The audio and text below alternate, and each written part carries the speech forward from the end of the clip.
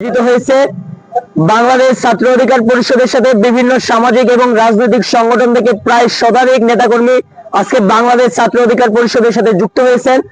আশা রাখতেছি এই নতুন নেতাকর্মীদের দ্বারা বাংলাদেশ ছাত্র অধিকার পরিষদ আরো সামনের দিকে এগিয়ে যাবে এবং তারা নতুন প্ল্যাটফর্মে এসে নতুন ভাবে যুক্ত হয়ে বাংলাদেশের মানুষের সেবা করার সুযোগ পাবে এবং দেশের মানুষের জন্য কাজ করার সুযোগ পাবে।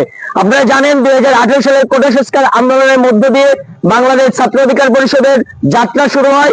2018 কোটা সংস্কার আন্দোলন থেকে শুরু করে 2024 সালের রাষ্ট্র সংস্কার আন্দোলন পর্যন্ত বাংলাদেশের সারা দেশের 64 জেলায় ছাত্র অধিকার পরিষদের নেতাকর্মীরা অন্যায়ের বিরুদ্ধে প্রতিবাদ জানিয়ে দেশের মানুষের কথা বলে বা ফ্যাসিবাদী আমলে ফ্যাসিবাদের রক্ত চক্ষুকে উপেক্ষা করে সাধারণ মানুষের অধিকার আদায়ে সচেষ্ট থেকেছে এই বাংলাদেশ ছাত্র অধিকার পরিষদ।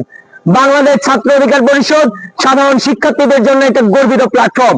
আমরা লেজুর ভিত্তিক ছাত্র রাজনীতির বাইরে সাধারণ ছাত্রদের জন্য শিক্ষার্থী বান্ধব ছাত্র রাজনীতি প্রতিষ্ঠা করতে চাই।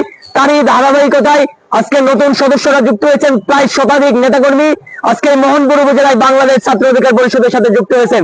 তাদেরকে আমরা বাংলাদেশ ছাত্র অধিকার পরিষদের পক্ষ থেকে আন্তরিক ধন্যবাদ জানাই এবং আমাদের এই প্ল্যাটফর্মে তাদেরকে স্বাগত জানাই।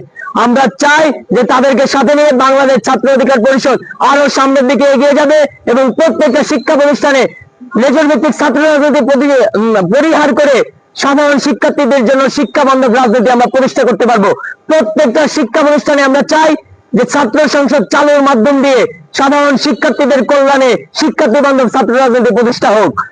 এই ছাত্র অধিকার পরিষদ সাধারণ মানুষ এবং সাধারণ শিক্ষার্থীদের জন্য সামনের দিকে অগ্রসর হবে এবং সাধারণ মানুষের অধিকার আদায়ে সর্বদা সকলের পাশে থেকে কাজ করে যাবে ইনশাআল্লাহ।